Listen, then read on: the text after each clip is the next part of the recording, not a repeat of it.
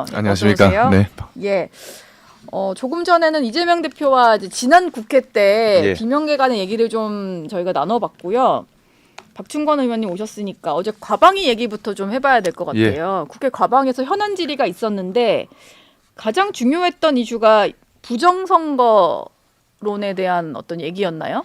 부정선거론에 관련된 얘기도 있었고요. 예. 언론의 어떤 12.3 비상계엄 이후에 있었던 언론의 어떤 편파 방송이라든가 네. 가짜 뉴스 예. 뭐 이런 것들을 이제 바로 잡겠다라고 이제 전체 회의를 열었고요. 예, 그런 것들이 이제 주요 이슈가 됐습니다. 그러다 보니까 네. 이제 비상계엄 이후에 보도했던 것들을 문제를 말하면서 내란 수괴, 그러니까 대통령을 내란 수괴다, 내란 우두머리다 이렇게 칭하는 표현을 놓고도 이제 경론이 벌어진 것 같아요. 네. 예, 어제 이제 그 이진수 방통위원장께서 일부 언론인 후배들에게 예, 12.3 비상계엄에 관해서 내란이다라는 용어를 쓰는 것에 대해서, 그리고 또 윤석열 대통령에 대해서 내란 수괴다라고 지칭하는 것에 대해서 언론인으로서 적절하지 않다라는 그런 이제 입장을 말한 것에 대해서 민주당 의원들이 이제 지적을 했어요. 예, 왜냐면은 이게 아직 소송이 진행이 되고 있는 것이고 결론이 안 난 것이기 때문에 12.3 비상계엄이라고 쓰는 것이 이제 중립적이다라는 이제 그런 표현이었는데, 네, 민주당은 이제 이것이 검찰의 어떤 소송 내용에 그 공소장에 내란 수괴다라고 적혀 있다라고, 그렇기 때문에 그렇게 부를 수 있다 이렇게 주장을 했는데, 예, 지금 이제 사건이 진행 중인 것이지 않겠습니까? 네, 그렇기 때문에 우리 당에서는 이제 적절하지 않다. 그렇게 된다고 하면은 형평성에 맞추려면 네, 이재명 대표에 대해서도 법카 유용범 예, 혹은 검사 사칭범, 네, 그리고 위증교사범, 예. 대북 불법 송금범 이렇게 불러야 되는 게 맞지 않겠냐 예, 해가지고 혐의를 이제 붙여가지고 그렇게 해서 왜냐면은 이런 재판들도 다 이제 진행 중인 것이지 않겠습니까? 예. 그래서 그렇게 된다면 형평성에 맞추려면 그렇게 우리도 그렇게 불러야 된다라고 이제 얘기를 하니까 네. 이제 여야 간에 이제 고성이 오가면서 좀 다투는 그런 일이 있었습니다. 과방위에서의 고성은 늘 있는 일이어서 어제 네. 최민희 위원장께서 그런 얘기를 하시더라고요. 네. 이제 박정훈 의원께서 이제 질문하면서 그런 이제 고성이 오가게 됐거든요. 네. 그랬더니 야당 의원 한 분께서 이제 막 고성을 하시는 것에 대해서 우리 여당 의원들이 제지하지 않느냐, 네. 경고하지 않느냐 하니까 예. 우리 가방에는 이런 게 일상이니까 이 정도는 네. 이제 그냥 넘어간다. 뭐 이렇게 인정도 하시더라고요. 아, 그래요? 예. 제지 없이 그냥 막 경론을 벌이는 네. 지금 이재명 민주당 대표가 정책 행보를 이어가는 와중에 내놓는 발언들을 놓고 국민의힘에서 봤을 때는 이거는 거의 공산당이다, 사회주의다 뭐 이런 정도로 비판을 하시던데, 그 한국형 엔비디아라는 회사를 만들어서 30%를 국민과 나누겠다 뭐 이런 얘기였어요. 네. 근데 이게 어찌 보면은 요즘 현실과는 좀 맞지 않다라는 것 때문에 사회주의적 시각이다라는 비판을 받으니까 다시 좀 재차 반박을 하더라고요. 국부 펀드나 국민 펀드를 만들면 된다 이런 얘기를 하던데. 정말 저는 어떻게 이런 발상을 할 수 있는지가 좀 이해가 안 됩니다. 예. 우리 대한민국은 지금 과거에 패스트 팔로우에서 지금 이제 퍼스트 무버로 나가고 있는 중이란 말이죠. 네. 그리고 엔비디아 같은 기업은 정말 고도의 창의성을 요구하는 정말 첨단 산업입니다. 예. 이게 국가가 투자해서 만들고 싶다고 해서 만들 수 있는 그런 기업이 아니거든요. 네. 그것보다는 우리나라에 정말 이런 창의적인 기업, 정말 유니콘, 데카콘으로 갈 수 있는 그런 기업들이 일어설 수 있는 환경을 만들어주는 것이 이제 가장 그 선결되는 조건인데, 그런 네. 것들을 하지 않고 예를 들어 정말 요새 그 이재명 대표가 대권 조기 대선 행보를 한다고 지금 막 보수도 사칭하고 예. 뭐 중도 보수다 이러고. 뭐 좌회전 우회전 막 오락가락하고 있지 않습니까? 이것도 네. 마찬가지입니다. 예. 뭐 거의 뜨거운 아이스크림이죠. 네. 아이스크림이라고 말씀드릴 예. 수 있고, 왜냐면은 자본주의 시장 경제의 최첨단에 있을 수 있는 그런 기업을 만들겠다고 하면서 사회주의적인 발상으로 지분을 국민들에게 나눠줘서 예. 그런 나눠주는 걸 통해서 이제 어떤 그런 기업을 만들고 그리고 수익을 국민과 나누겠다 이런 얘기인데, 예. 사실상 우리나라는 보십시오. 우리나라는 이미 가지고 있는 세계 인류 기업들조차도 더 앞으로 나갈 수 있는 환경을 제공해주지 못하고 있습니다. 네. 주 52시간제가 일률적으로 적용이 되면서 우리 이제 첨단 산업들의 연구원들이 저 5시가 되면은 이제 퇴근을 해야 되죠. 예. 예, 그런 상황인데 연구가 지속성이 있게 해야 되는데 네. 그런 것들을 이제 못하게 만들고 그리고 그래서 우리 당에서 반도체 특별법을 통해서 주 52시간제를 예외 적용하자. 이것이 기업들에서 가장 원하는 것입니다. 그러니까요. 근데 이걸 쏙 빼고 네. 다른 걸로 하겠다. 예. 그러니까 빈 껍데기밖에 없는 법이 되는 거예요. 이런 그래놓고 근데 다음 네. 주나 20일에 이재용 삼성전자 회장 만난다는데 그건 또 왜 그런지 모르겠네요. 예. 그 지금 이제 그런 행보들 하고 최근에 예. 저 어디입니까 한국 경제 예. 경제인연합회인가요? 경영자총회. 경영자총회. 예, 거기도 가서 이제 뭐 하지 않았습니까? 같은 일환이라고 보는데 과거에 이재명 대표께서는 그 시장 시절에 박근혜 대통령 탄핵 시즌쯤 될 겁니다. 그때 예. 이재명 삼성전자의 이재용 대표를 회장을 구속해야 된다라고 가장 먼저 말했었고 재벌은 개혁이 아니라 해체가 답이다라고 말했던 분입니다. 재벌 해체 얘기를 했었죠. 예, 예전에. 그런 네. 분입니다. 그런 분인데 지금 와서 이제 네. 어떤 정치적 정략적 이해관계에 따라서 지금 이제 뭐 기업을 성장시킨다, 성장이라는 걸 들고 나왔는데 네. 성장을 말하고 싶다면 우리나라가 정말 기업을 하기에 좋은 환경을 만들어주는 것이 먼저다. 규제를 풀어주고 예. 그리고 뭐 지금 보십시오. 이제 지분 얘기도 이제 국민과 국부펀드 뭐 이런 걸 만들어서 한 30% 정도의 지분을 나누겠다라고 하는데 이것이 시간이 지나면 우리나라는 뭐 증여세, 상속세 이런 것들 때문에 지분이 뭐 한 세대만 지나가면은 이제 오너가 지분을 잃어가는 상황이 됩니다. 그래서 기업들도 많이 해외로 유출되고 있지 않습니까? 예. 그래서 그런 상황들을 먼저 네. 해결하는 것이 선결 조건이다. 그래야 엔비디아와 같은 유수한 기업들이 우리나라에서 나올 수 있다라는 네. 말씀드릴게요. 엔비디아가 나올 수 있는 환경부터 만들어야지. 만들어야 뭐 됩니다. 당장 네. 국가가 투자해서 예, 만들겠다. 이거는 돈이 없어서 못 만든다 이것이 아니고요. 예. 환경이 중요한 거죠. 네. 지금 헌법재판소에서는 대통령 탄핵 심판 선고일만 잡히면 되는 그런 상황인데요. 일단 예측하기로는 이제 전례를 비춰봤을 때 전직 대통령들의 탄핵 심판이 이제 최종 변론기일 끝난 이후에 한 2주 안에 나왔다 보니까 다음 주 금요일을 전후해서 나올 수 있다 이런 전망이 좀 나와요. 네. 박충건 의원 보시기에는 어떤가요? 좀 예상하시는 날짜가 있으세요? 저도 지금 다음 주 뭐 금요일이나 혹은 그 다음 주 뭐 월화 중에 나오지 않을까 이런 생각을 하고 있는데 예. 아무래도 왜냐면은 이제 8명의 헌법재판관들 사이에서 지금 계속해서 평의를 진행하고 있다고 하지 않습니까? 네. 이제 의견이 조율이 돼야 이제 결론이 날 텐데 쉽게 의견이 조율될 것 같지 않거든요. 그리고 이제 최근에 우리 국민의힘에서 76인의 의원들께서 이제 헌재에 탄원서를 넣었습니다. 네. 그래서 윤 대통령의 탄핵 소추안은 이제 기각돼야 된다 이런 취지로 이제 탄원서를 넣었는데 저도 네. 그 76인 중에 이름 올리신 1인입니다. 거죠? 네. 네. 그리고 최근에 이제 헌법재판소가 마흔여역 재판관을 임명해야 된다. 그것이 이제 임명하지 않는 것은 그 국회의 임명권을 예. 뭐 침해하는 거다라고 이제 결론을 내지 않았습니까? 그러나 어쨌든 이것은 강제성이 없는 것인데 최상무 권한대행이 이것을 보류했죠. 예. 그리고 이제 헌재라든가 또 민주당 측에서도 마흔여역 헌법재판관 후보의 임명을 이제 카드를 거론하는 것은 네. 아무래도 탄핵이 인용될 가능성을 조금이라도 더 높여주려고 하는 마흔여역 헌법재판관 후보는 어떤 사람입니까? 과거에 인민노련 네, 출신이기도 인민노련 하고 활동, 우리법연구회 출신 아닙니까? 예. 그래서 뭐 이분이 들어가게 되면은 확실히 인용적으로 한 표가 늘어날 것이라는 것이 이제 예측이 되니까 네. 이것을 좀 더 확실하게 하려고 하지 하는 않겠냐. 차원이 아닐까. 예. 그래서 우리 과거 이진수 방통위원장 그 탄핵 소추안 판결 결과를 보게 되면 심판 예. 결과를 보게 되면 네. 4대 4로 나뉘지 않았습니까? 예. 이런 상태로 봤을 때 이번에 윤 대통령 탄핵 심판도 이게 이제 4대 4 혹은 5대 3 뭐 이런 식으로 이제 예측이 되니까 이렇게 되면은 기각되는 것 아니겠습니까? 네. 그래서 이게 확실하게 6명을 되려면 일단 6명을 확보해야 되니까. 예. 그래서 이런 것들이 다 연관성이 있는 거다라고 저는 생각하고 있습니다.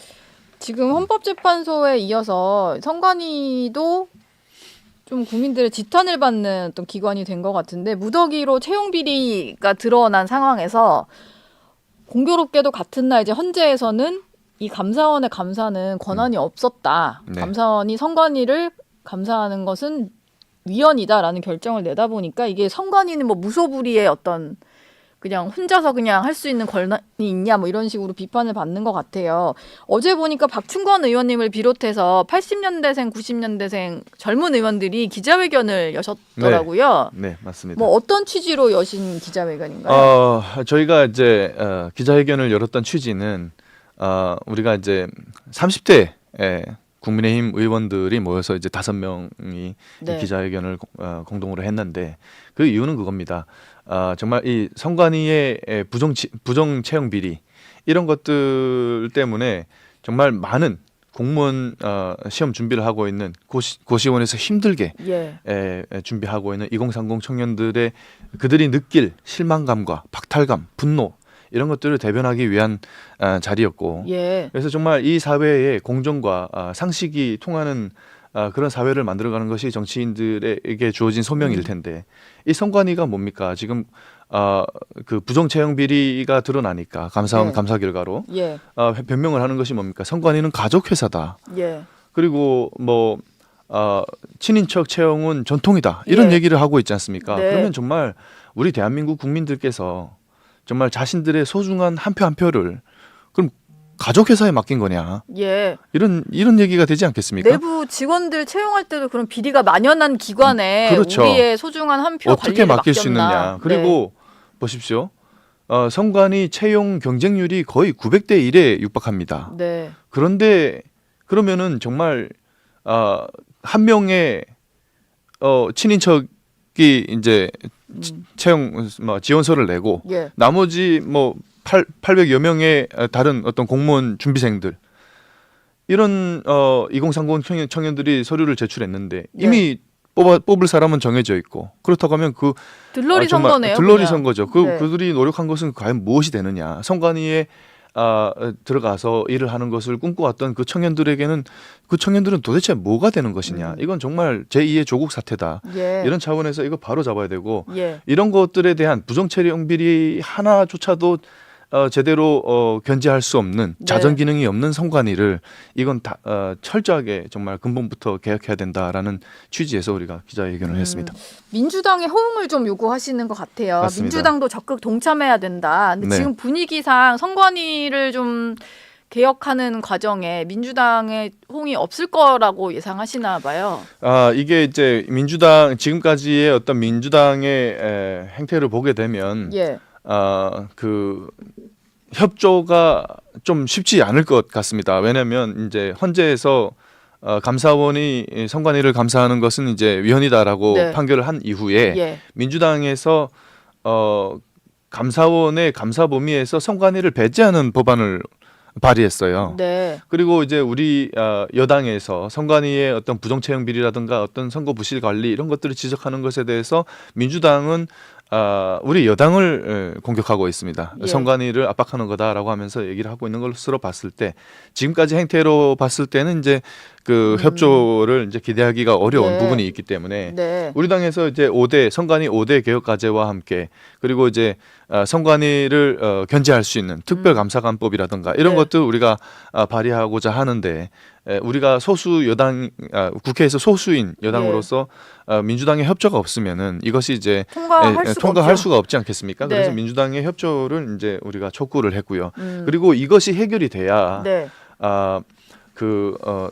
다음에 치러지는 선거에 있어서도 국민들의 공감대를 인정을 얻어낼 수 있지 않겠습니까? 지금 예. 이제 많은 국민들께서 선관위를 이제 신뢰하지 않고 부정선거 의혹을 제기하고 있지 않습니까? 네. 이런 부정선거 의혹들이 왜 생겨나는 것입니까? 선관위가 이렇게 부실 관리를 하고 부정채용 비리가 만연하고 그리고 매번 선거를 치를 때마다 부실 관리의 흔적들이 계속 발견이 되고 있으니 네. 당연한 의혹을 제기하실 수 있지 않겠습니까? 의문을 제기하실 수 있지 않겠습니까? 예. 그리고 선관위 사무총장 대통령께서 국회라던가 네. 헌법재판소에서 증인으로 출석하셔서 얘기를 하는데 자기가 오기 전에는 선관위의 보안 점수가 31점 정도였는데 자기가 와서 70점으로 이제 상향시켰다. 이제 네. 개선을 했다. 이런 얘기를 하고 있는데 예. 70점이 문제가 아닙니다. 선관위는 정말 우리 자유민주주의 체제에 정말 선거는 자유민주주의 체제의 꽃이 아니겠습니까? 네.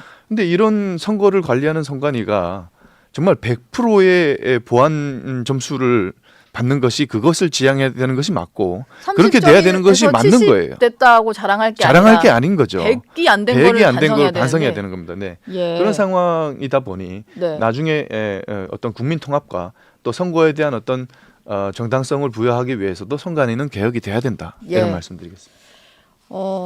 지금 우크라이나에 생포된 북한군 포로와 관련된 소식이 속속 전해지고 있는데 얼마 전에는 유용원 국민의힘 의원이 직접 우크라이나를 다녀오셔서 면담하고 온 내용을 공개를 했잖아요. 네. 근데 한국에 꼭 가고 싶다라고 귀순 의사를 밝혔고 이거는 그 전에 앞서서 이제 언론을 통해서도 공개가 돼서 저희가 다 얘기를 접한 사실인데 근데 미국과 러시아가 여기 좀 개입을 하면서 네. 한국으로 못 올 수도 있는 것 같아요. 이제 뭐 오늘 보도된 걸로는 북한 쪽에서 러시아에 한국행을 막아달라. 포로들의 한국행은 막아달라라고 하니까 러시아와 미국이 좀 협상하다 보면 자칫 잘못하면 러시아로 갈 수도 있지만 그걸 막기 위해서는 미국이 비공개로 데려갈 수도 있다. 이런 소식이 전해지더라고요. 네, 정말 이 안타까운 일이라고 생각이 되는데요. 최근 이제 예. 트럼프 행정부가 러시아 우크라이나 전쟁의 어떤 조기 종식을 위해서 지금 러시아와 그리고 또 우크라이나와 협상을 진행 중에 있지 않습니까? 예. 이게 종전 협상 단계에서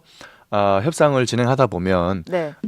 이제 북한의 김정은은 절대로 이 포로들을 한국행이나 제3국행으로 이제 가는 것을 막으려고 할 것입니다. 그리고 네. 그 도감청 내용이 북한하고 러시아가 통신한 내역이 이제 감청됐다고 하지 않습니까? 예. 그런 것을 봤을 때 러시아가 미국 측의 여러 가지 협상 카드 중에 하나로 북한군 포로들의 어떤 송환을 요구할 수도 있다고 생각합니다. 그래서 이게 이 진행 과정에서 정말 불미스러운 결정이 일어날 수도 있을 가능성을 우리가 배제할 수는 없죠. 예. 그러나 저는 미국의 입장에서도 이 북한군 포로라는 이 카드는 아주 중요한 하나의 카드가 될 수 있다고 생각합니다. 아주 예. 중요한 카드가 되겠고 네. 이 카드를 함부로 포기해서는 안 된다라는 점을 말씀드리고 그래서 우리가 러시아와 어떤 미국 간의 협상 과정에 대해서도 우리 외교부가 또 우리 정부 차원에서 적극적으로 노력을 해서 네. 미국 정부에 우리 정부의 의사를 전달하고 그리고 북한군 포로는 우리가 헌법적으로 예. 대한민국 국민입니다. 그래서 이들의 의사에 따라서 대한민국이나 제3국으로 갈 수 있도록 우리가 적극적으로 노력해야 되는 것이고요. 그보다 그러니까 최선의 방법은 미국과 러시아 간의 종전 협상이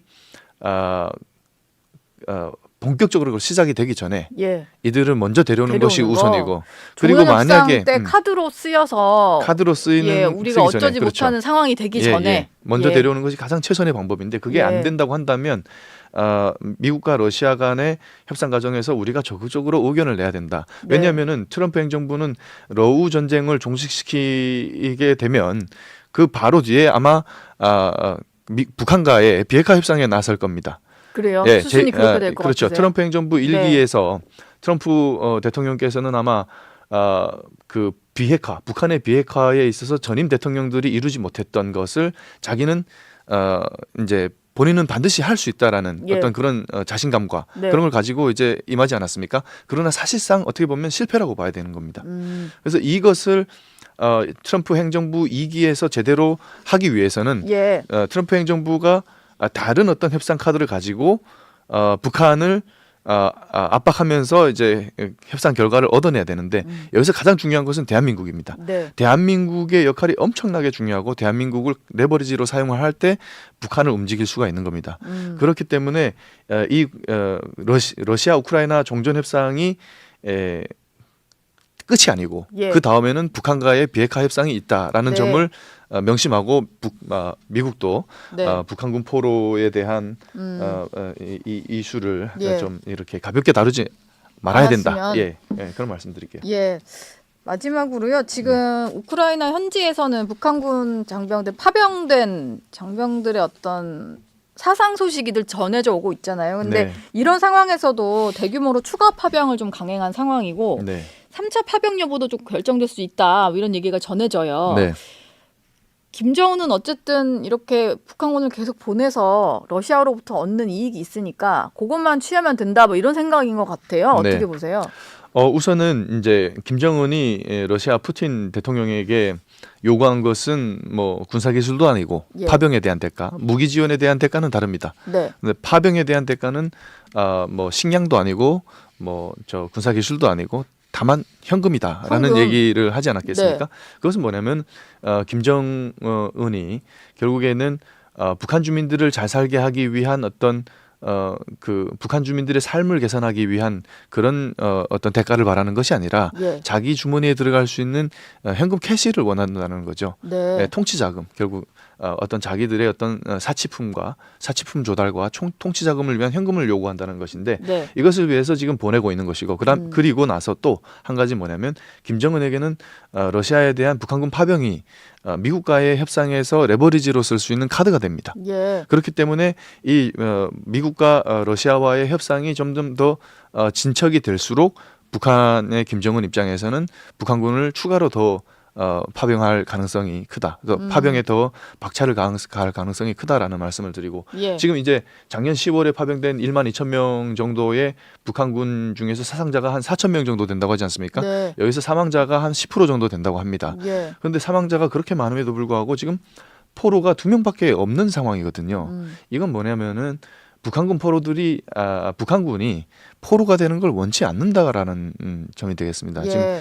지금 자폭하고 있다고 하지 않습니까? 부상을 당하게 되면 잡히지 말고 네. 그런 상황이 되면 네. 자폭을 정말 하라. 예. 너무 안타까운 상황이고요. 네. 이 말은 무슨 말이 되냐면은 우크라이나군이 북한군에 대한 심리전을 제대로 진행하지 못하고 있다라는 점이 되겠습니다. 예. 그리고 실제로 붙잡힌 2명의 포로들도 한국으로 가게 되면은 한국이나 제3국으로 가게 되면은 북한에서의 삶보다 더 좋은 삶이 보장될 수 있다라는 사실을 아직 모르고 있는 거죠. 예. 그래서 계속 의심을 이거는 하고 좀 있잖아요. 그 면담을 하면서 좀 알게 됐을 것 같은데요. 그렇죠. 예. 이 친구들이 이제 포로가 된 지는 꽤 오래된 기간이었는데 이제 조금씩 그 인식을 해가고 있는 중인 것 같거든요. 네. 그러면 전혀 심리전이 진행이 안 됐다는 얘기입니다. 정말 예. 아까운 그 청년들이 무고한 희생을 당하고 있는 상황이고 네. 또 이들과의 전쟁을 치르는 우크라이나군의 사상자들도 많이 발생하지 않겠습니까? 지금 예. 북한군의 전투력이 러시아군의 2배 정도 된다고 합니다. 전투력이 좋은 거죠. 네. 처음에는 이제 현대전에 익숙하지 않아서 우왕좌왕하면서 많이들 다쳤는데 예. 지금은 이제 적응을 해가지고 전투력이 러시아군의 2배가 됐다는 겁니다. 아, 그래요? 그러면은 네. 이제 우크라이나군 입장에서는 더 힘든 적과 싸워야 되는 상황이 되는 거죠.